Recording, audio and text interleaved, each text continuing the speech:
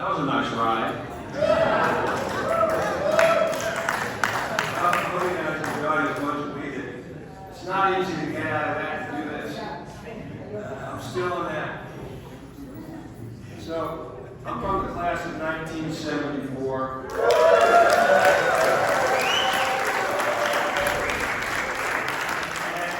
And I'm Wayne Forrest. And at the request of our reunion organizing committee, I was asked to organize this concert. That committee did this because they themselves had fond memories of attending Gamelan concerts, the shadow plays, while they were students. And those memories, stuck with them. And for 50 years, they might go around and tell their friends and families about this unique school they went to. And that the school had its own Gamelan building right next to the president's house.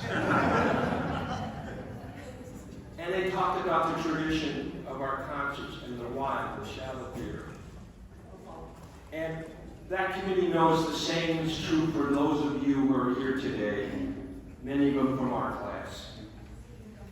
And we welcome you. And on behalf of all of us that are playing, we want to thank you for urging us to get back together to play today. Some of us have not played in 50 years. How about that?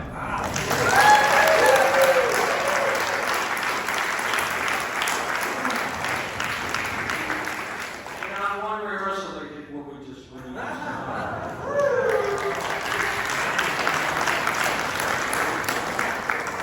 Now, we know that a lot of you were our biggest supporters 50 years ago when we came together under Sumarsam's tutelage to do something so different than what we grew up with. You know, I played in a band, Sam Quigley played in bands, and a lot of us did Western music, but we did this. Now, although there are now more than 100 Gamelan ensembles in colleges and universities across the United States and in some communities, back when we were students, there were just a handful. And the one here at Wesleyan was the best. And it was the best because of who taught us. First, Sumarsam.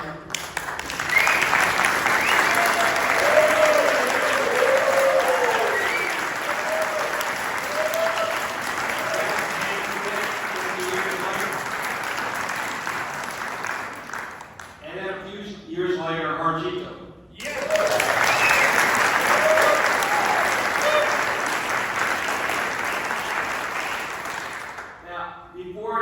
Part of the group that Sumarsam talked into spending the summer of 1973 on campus here, so that when this building was completed, we would be able to perform a shadow play, an all-night shadow play, which had never been done on the East Coast until that time.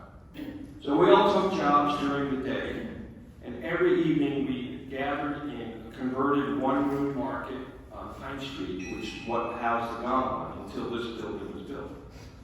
The rehearsals would begin and often conclude with wonderful chicken curry cooked by Maeni Sumarsam.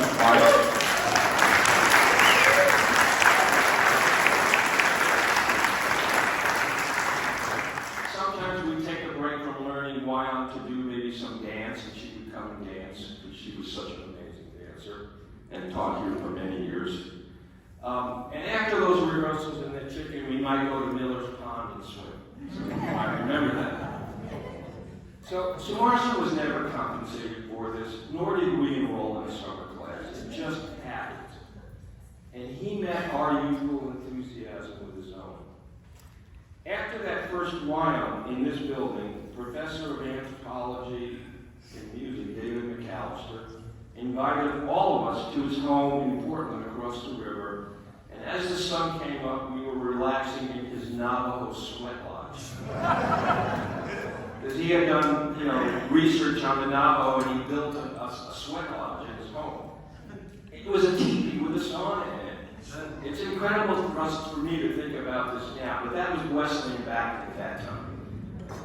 Now, because of an enthusiastic review in the New York Times by its chief music critic, John Rockwell, our gamelan here began to tour all over New England and even into Canada over the next few years. The word got out and we got gigs.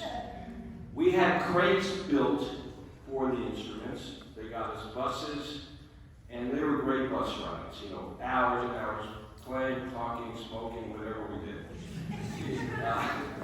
We had a few members who were 6'4" or taller, like John Rainier and Scott Marcus, who both regret they couldn't be here.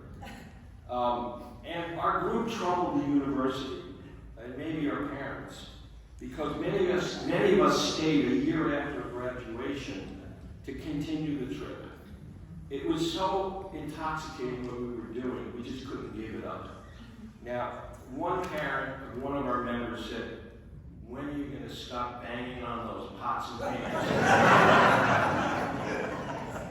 All right, so enough of that story. I'd like to introduce the musicians that you see here today. I'll ask them to either stand or wave when their name is called, and please hold your applause. First, I'm going to start from the original class of '74. There were 11 of us that played, and we have Bruce Duncan, Sam Quigley, Marci Fink, Wendy Starr,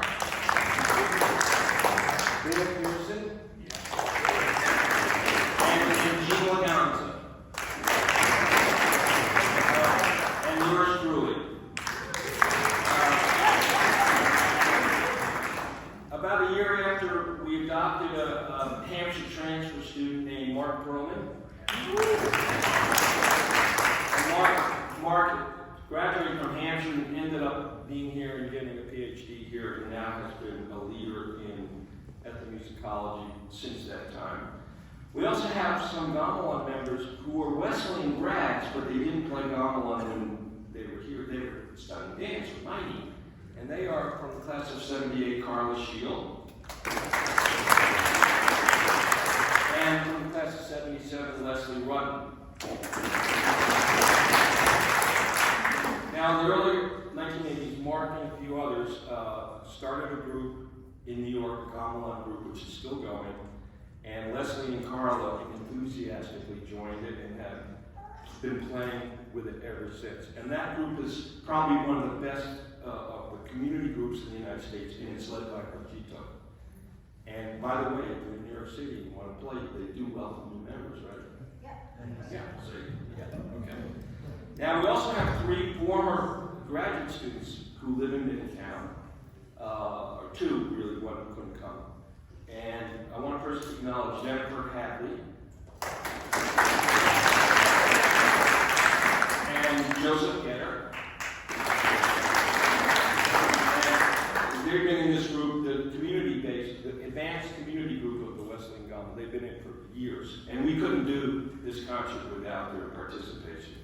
And I should add that Jennifer is the music librarian at Olin, and she digitally transferred the 1973 performances of the concert choir, which some of you kind of might know I helped get sent around as a hook to get people here. So if you all were in the concert choir, either singing or playing in the orchestra, please personally thank Jennifer for her work, because it was really helpful. Now let me finally introduce the artists, who are really what makes all of this happen. First, I want to introduce Maeni again. Yes.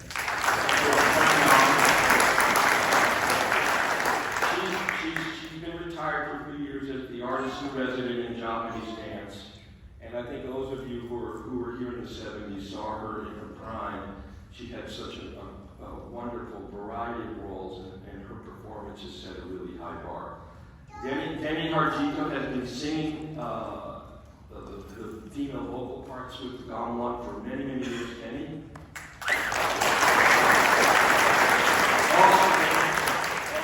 Also a dancer. And their son Aji is now a member of the group and is joining us. Aji.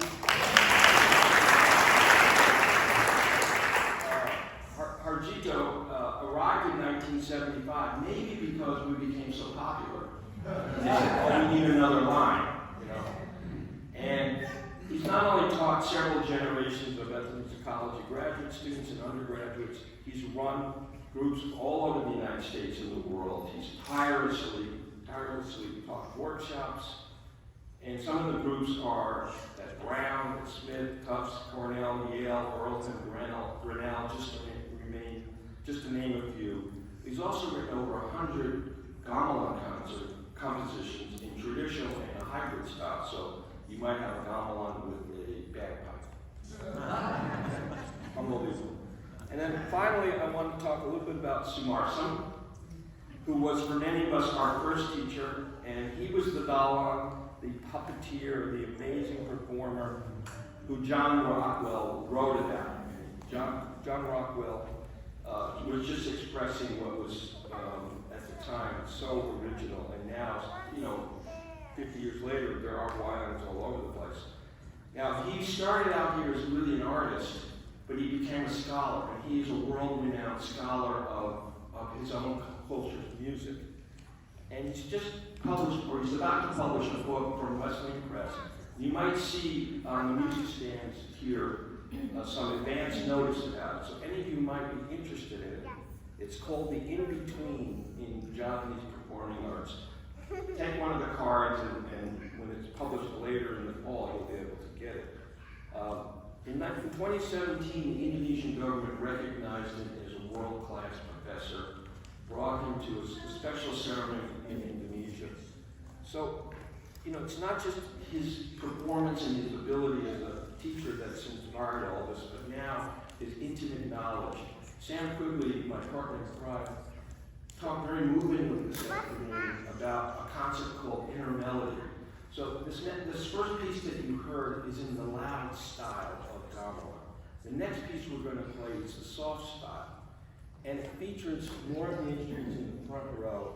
It'll have a little more serene quality to it. But when we're playing, we're playing a part of a melody that we don't really hear, but we know it's internal.